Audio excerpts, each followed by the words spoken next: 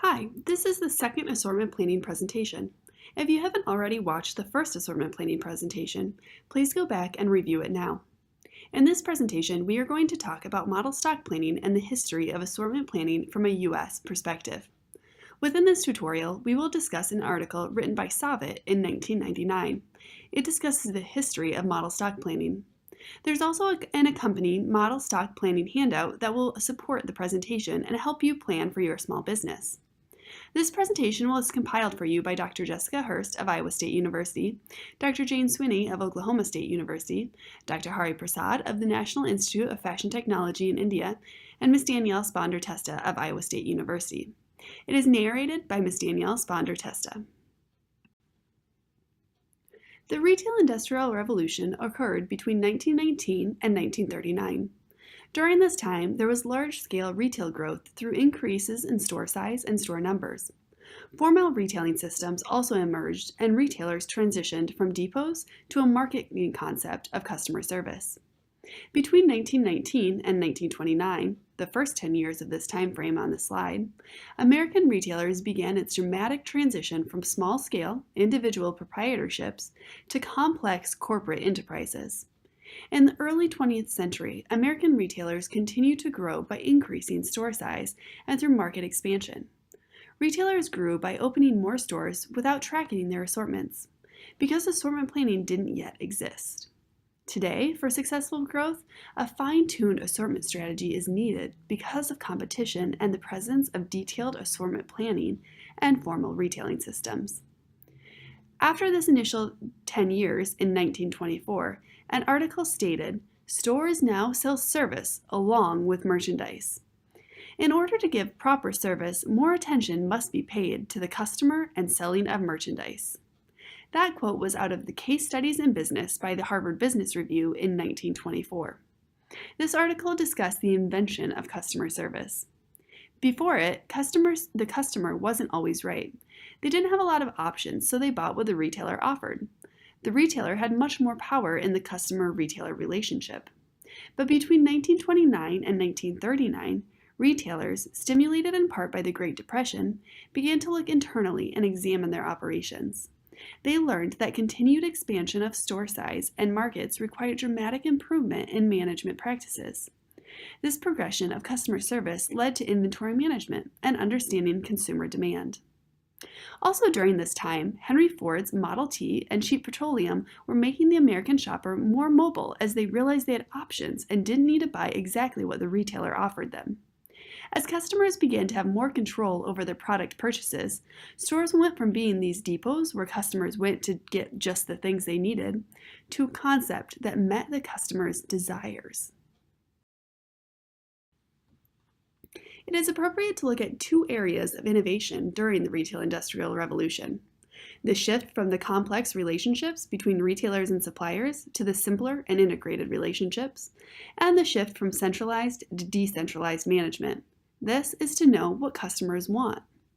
The shift from complex and often adversarial relationships between retailers and suppliers to a simpler and integrated relationship originated when retailers and suppliers found that it was more beneficial to work together than to fight against each other. Further, part of the collaboration was sparked by the need to make certain that the chain stores had inventories throughout their ever-increasing markets. As retailers started to realize they needed to have specific inventory available for their customers, they realized they need to have a specific amount of that inventory and consistent replenishment. Further, as stores grew larger and as branches expanded, the organizational and spatial distance between top management and department managers, as well as with customers, grew, and decentralization was needed as products, assortment, customers, and marketing feedback was needed from all of the different regions. However, general functions of accounting, finance, and management tended to remain centralized. Sears, a U.S. department store well known for advanced management practices at this time, provided a prime example of the advanced opportunities presented. In 1920, Sears buyers engaged in an aggressive buying program across the board, based on what they thought was an ever-increasing rate of demand. This was without consulting their current inventory. At the end of the year, Sears had inventory in excess of $105 million, a significant amount for Depression-era 1920s. This finding can be found in Chandler, 1962. The assumption of uniformity and consistency in demand across large markets simply was not adequate, and retailers began to learn the need to plan unique assortments. Some retail stores were unable to match their product assortment to local conditions, and as a result, some stores were found that their shelves were bulging with slow-moving items, while other stores were unable to obtain the same item in anything like the quantity they wanted. This is supported in literature by Emmett and Junk in 1950. Traditionally, retailers had taken a narrow view of inventory. It was defined as an asset that was required for business, but not as a variable affecting demand. In fact, the use of the word stock in inventory stock is very revealing of this attitude, for it's stock rather than a supply that can supply demand. As early as 1905, Ernest Katz at R.H. Macy's began to explore ways in which the principles of scientific management that were being developed in manufacturing could be applied to retailing. Katz began to use the most current accounting records originating from retail functions for the management of current operations, rather than regarding them as historic data. What he started was an important shift from mere bookkeeping to the systematic accumulation and analysis of operating facts as the basis for intelligent administration. This was the starting point of inventory management. Then, in 1930, E.A. Filene proposed the model stock plan for basic merchandise based on Katz and Macy's method. He and his plan introduced several industrial practices that he adapted for retailing. It recognized consumer variation by price level, that inventory should be a flow rather than a static stock, and the importance of variation across stores. The purpose of the model stock plan is to get the right goods at the right time in the right quantities at the right price. The model stock plan provides the means by 6 distinct steps, all closely related, and they form an integrated whole. The procedures are first to identify and determine for any class of merchandise the 3 key price points, the low, medium, and high, at which the largest quantity of merchandise can be sold and the greatest profit can be earned. The second procedure is to concentrate approximately 85% of the stock at those 3 price points. Third, in inventory planning, they should provide a scientific basis for building up a stock that would most profitably meet and beat the competition. Fourth, they should build up full lines of really complete stocks that will turn over rapidly. Fifth, they should consider peaks. This is to regulate the inventory at any given time by the seasonal calendar that shows in detail the customer's buying habits. Sixth, holiday peaks should be considered to regulate a buying calendar that shows in detail when buying goods will be to one's best advantage. All this information can be found on page 316 in the Savitt article published in 1999. Model stock planning and these 6 steps are further discussed on page 1 and 2 of the handout that can be downloaded from our website, which further considers basic merchandise. We'll look at this a little more on the next slide. Model stocks are created for staple merchandise, the merchandise with consistent demand that a retailer always wants to have in stock. Staple merchandise has several characteristics. There are minimal style changes. Sales can be predicted year to year, season to season, and week to week. There's relatively short delivery period, and it's easy to get back in stock. Additionally, there are consistent reorders, typically planned for every X number of weeks, such as every 4 weeks, every 6 weeks, or every 12 weeks. Let's consider some key terminology in model stock planning.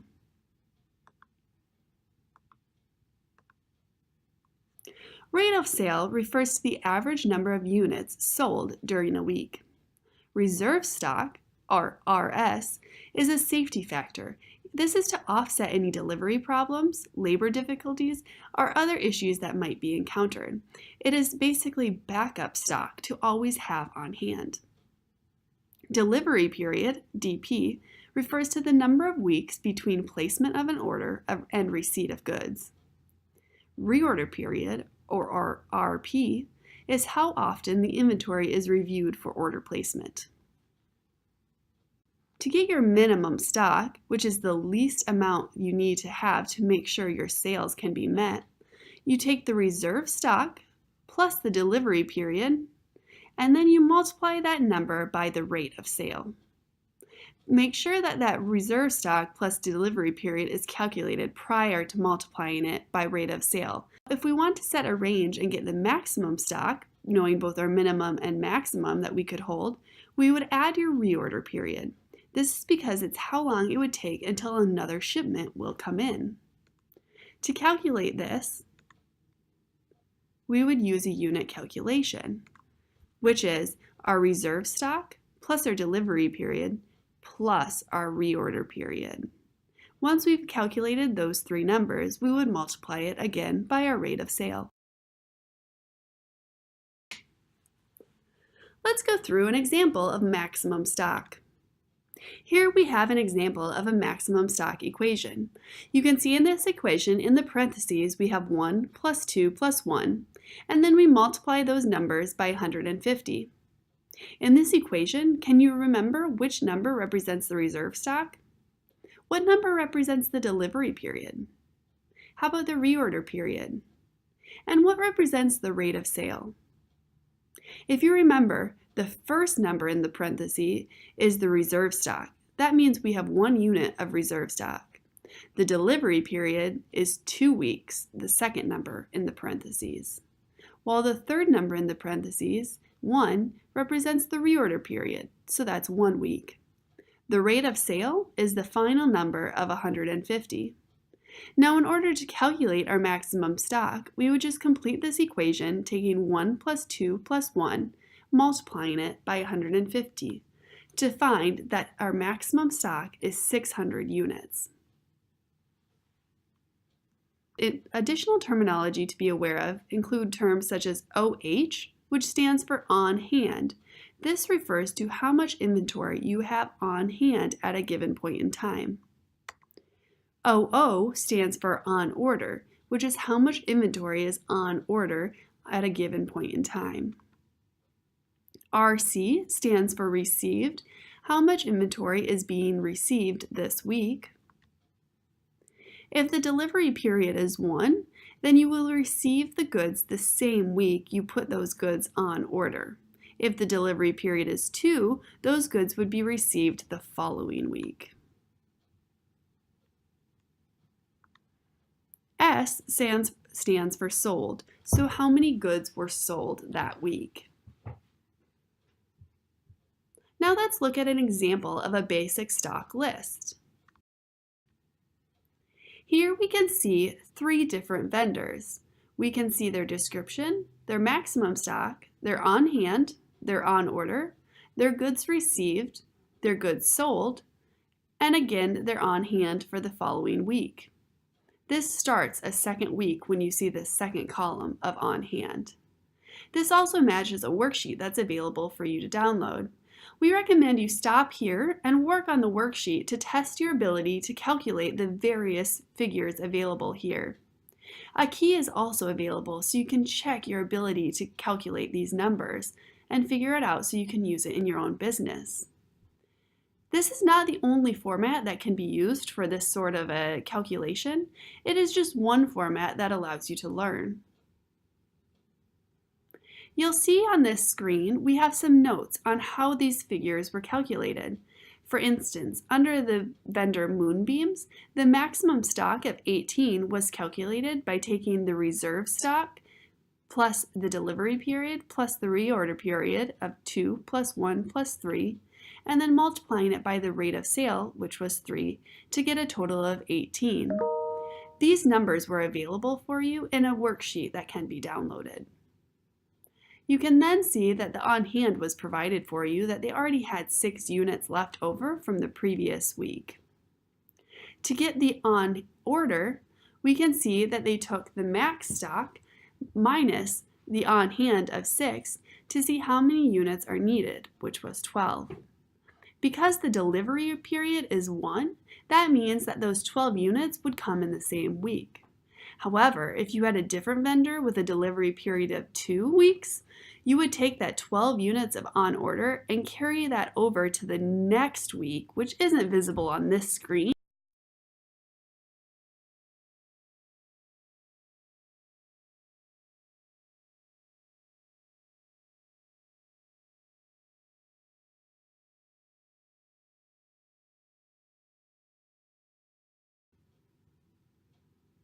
We recommend you do some practice.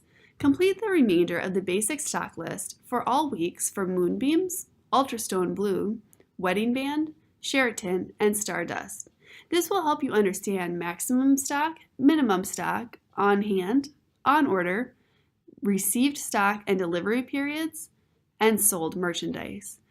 The most crucial elements to remember to help you complete this worksheet with accuracy is the changing delivery periods. Many variations of model stock plans are used in industry. On the next slide, we'll see another example of calculations. In this example, let's look at a budget in dollar values. We can see this as a Wings total projected sales budget of $15 million. You can see that this is a different way of approaching a projected budget. We can see that of our $15 million, we can break it down by our classes of infants, preschool, boys, and girls. From there, we can then break it down by season of spring, back to school, and winter. And we even have some details here of breaking down our back to school season by category of jackets, tops, and bottoms. As you can see, the label on the screen says girls. We're going to dig into this a little bit in more detail by looking specifically at our girls budget for our Wings assortment. Girls represents 40% of the budget. Now, to calculate the dollar value for girls, we would take 15 million multiplied by 40%. We have to convert 40% to a decimal, which would then be 0.40, and we would find that the budget for girls is $6 million. Do you understand how that was calculated? If not, take a moment and figure that out on your calculator. Now from there, we want to find out the portion of the girls' budget that was attributed to back to school. Take a minute and think about how we would calculate the portion of this total $15 million budget that would be attributed to girls back to school. If you remember, a moment ago, we figured out that $6 million was attributed to girls. To find out which portion of that girls was back to school, we would take that 6 million times the portion of girls that went to back to school, which is 60%. So we would take the 60%, convert it to a decimal, which is 0.60, and multiply it by 6 million to get $3,600,000.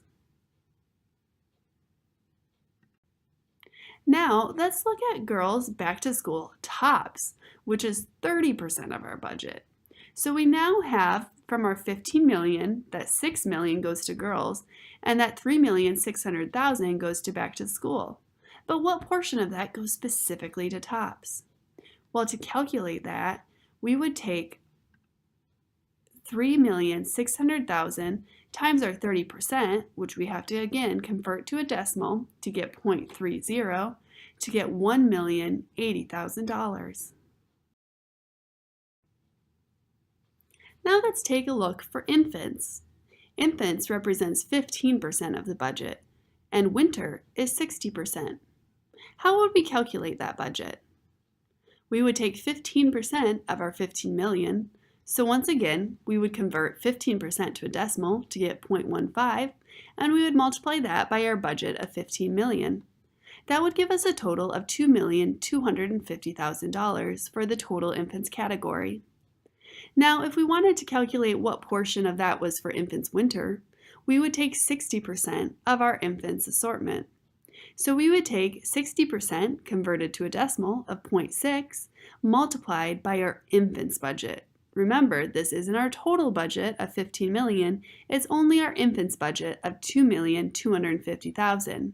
So we take that calculation, 2,250,000 times 0.6 to get 1,350,000. What if we wanted to do this for boys back to school? We could follow the same process, starting with our 15 million, multiplying it by our 25% converted to a decimal of 0.25, we would get 3,750,000. Then we would calculate it by our back to school, which is 70% converted to a decimal of 0.7, to get 2,625,000.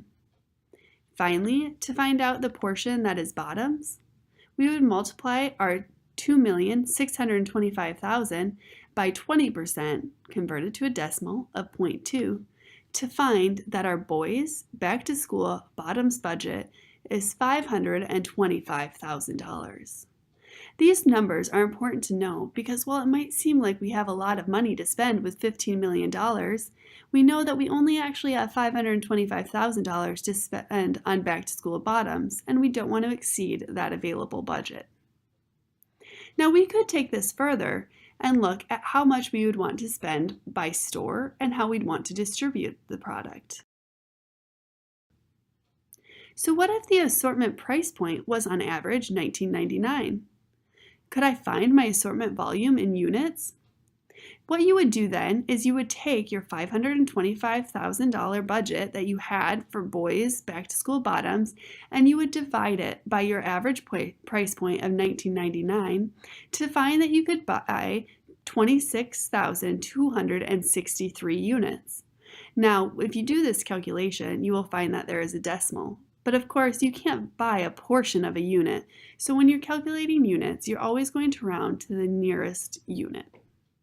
Now, what if you have 1,300 stores and you want to distribute your bottoms evenly? You would then take these units that you've just calculated, 26,263, and you would divide them by your 1,300 stores to get that you have 20 units per store.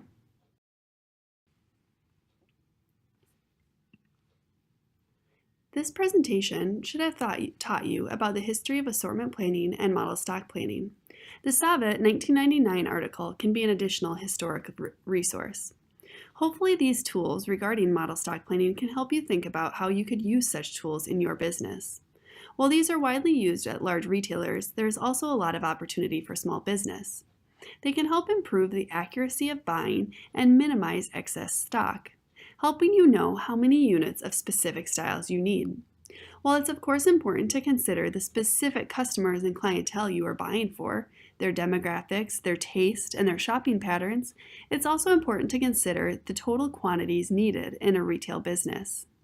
So continue to think about how these factors will change when you're a small business with one location and a small business with 2 locations, or if you continue to grow. Assortment planning will continue to grow in relevancy. Buying decisions relate to assortment planning and inventory management, which will differ from large to small retailers but continue to be important. We hope that you will take some time to practice model stock planning and assortment planning elements and think about how you can integrate these into your business. Thank you for your time.